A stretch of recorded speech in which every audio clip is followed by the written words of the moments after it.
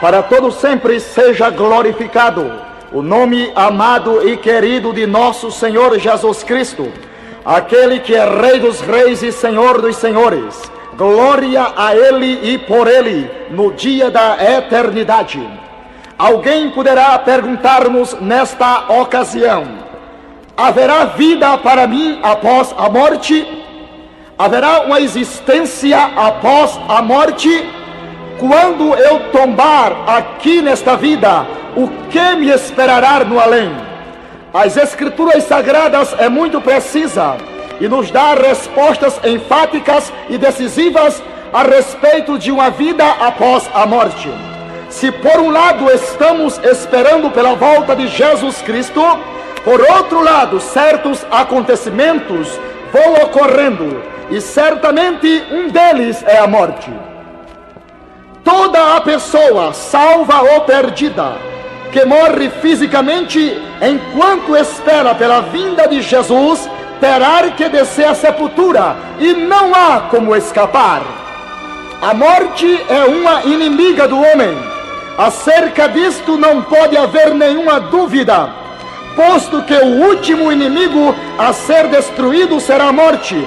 Apocalipse capítulo 21, versículo 4, e 1 Coríntios capítulo 15, versículo 26. A morte é a mancha mais negra e mais vergonhosa que existe na face da terra. O sepulcro é o mais repulsivo dos escândalos, estendendo o pálio de sua corrupção e a mácula ao redor da face do globo terrestre. O que será a morte?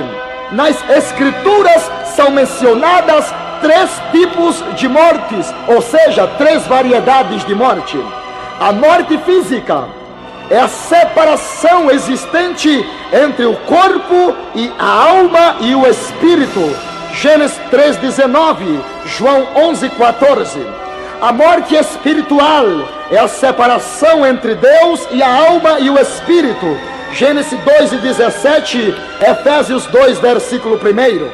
A morte eterna, ou chamada de segunda morte, é o sofrimento final do corpo, novamente munido à alma e ao espírito, no caso do pecador não regenerado, ficando completamente separado de Deus e dos redimidos por toda a eternidade. Nem para o santo, nem para o pecador, a morte é a cessação da existência. Jesus provou que a morte não significa a aniquilação ou a cessação da existência. A ressurreição de Jesus Cristo dentre os mortos foi a obra realizada pelo seu próprio poder. João 10, versículo 18. Bem como a plena demonstração de que o Espírito continua em uma existência após a morte física. Isto tem base na Bíblia, segundo o Evangelho de São João, capítulo 2, versículo 19 a 21, Lucas, capítulo 24, versículo 37 a 43. Louvado seja o nome de nosso Senhor Jesus Cristo. As Escrituras ensinam tanto a existência dos justos como a existência dos ímpios, após a morte e antes da ressurreição. Durante esse estado, chamado estado intermediário, a alma e o espírito ficam destituídos de seus corpos permanentes. Esse estado, no caso dos justos, importa em alegria e bem-aventurança, conscientes que estão lá no paraíso. Mas no caso dos pecadores, importa em grandes sofrimentos e tormentos conscientes. Lucas capítulo 16, versículo 19 a 31. Os justos não recebem os seus corpos glorificados. Os ressurretos, por causa do período envolvido entre a morte e o poder da última trombeta. O que socorrerá quando o arrebatamento da igreja se der? 1 Coríntios 15 e versículo 52. Paulo repreendeu a Himeneu e Fileto, porque ensinavam que a ressurreição já era passada. Cristo tinha de ser as primícias dos que dormem. tinha de ressurgir primeiro, de maneira incorruptível, a fim de que por igual modo pudéssemos receber um corpo semelhante ao corpo de sua glória. Louvado seja o nome bendito de nosso Senhor Jesus Cristo. A alma do crente, por ocasião de sua separação do corpo, entra imediatamente na presença de Jesus Cristo. Isso tem base na Bíblia, conforme 2 Coríntios, capítulo 5, versículo de 1 a 8. Os espíritos dos crentes que partiram estão em companhia de Deus. Eclesiastes, capítulo 12, versículo 7. Por ocasião da morte, os crentes entram no paraíso. A palavra comigo, que aparece no texto de Lucas, capítulo 23 e verso 43, significa no mesmo estado.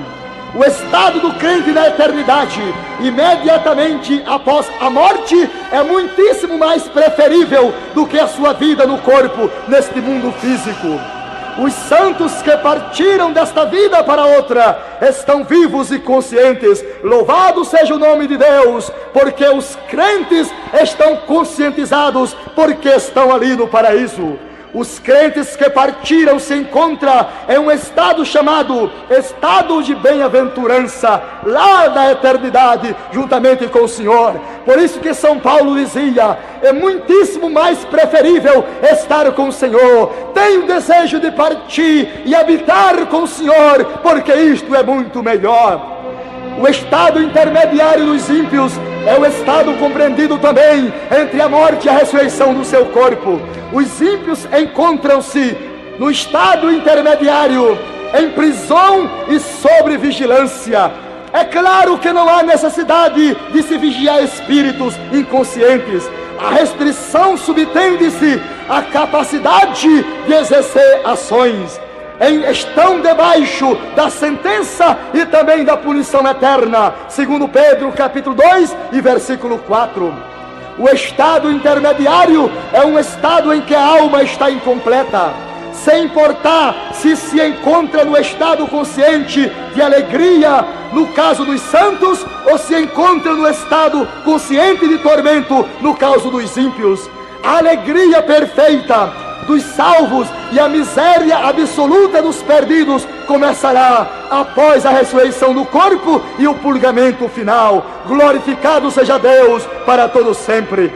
É errado as opiniões teológicas de dizerem, glória a Deus, que as almas dos ímpios dormem. Quando a Bíblia fala em dormir, refere-se ao corpo e não à alma. São João viu debaixo do altar de Deus as almas dos que foram mortos pelo testemunho de Jesus, que clamavam e diziam: até quando, Senhor, justo juiz, dominador dos céus e da terra, vingarás o sangue daqueles que habitam sobre a terra? Eles viram as almas clamando. Se estavam clamando, elas estavam conscientizadas.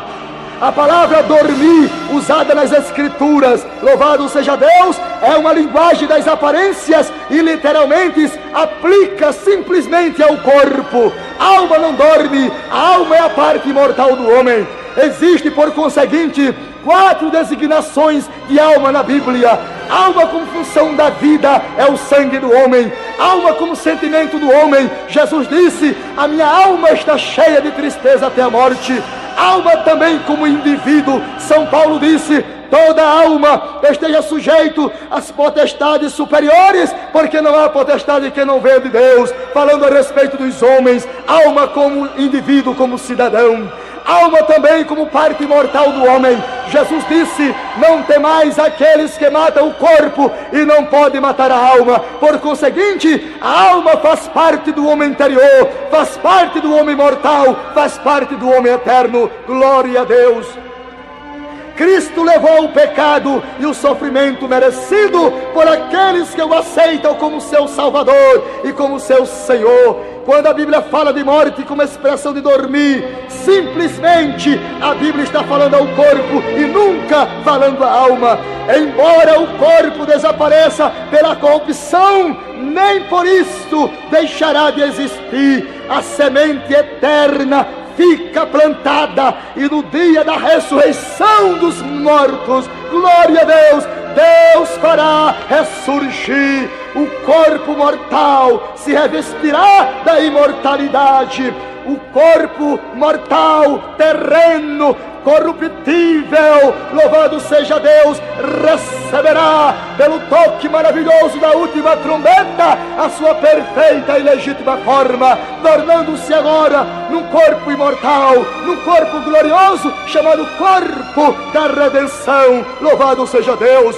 Quando o espírito e a alma do homem tiver deixado o corpo, continua numa real existência. Deus pôs a eternidade no coração do homem. Jesus disse que não pode matar a alma. Jesus disse que não pode matar a alma. E o apóstolo São Paulo disse que quando o nosso homem interior se corrompe, o nosso homem interior se renova. Ainda que o nosso homem interior se corrompa, disse Paulo, o interior se renova. Vale a pena reafirmar essas citações bíblicas, porque elas fazem parte fundamentais de nossa fé. Deus soprou no homem e lhe deu o Espírito eterno. Jeremias 10:10. Soprou em seus narizes o fôlego da vida, e o homem foi feito alma vivente. Gênesis 2:7.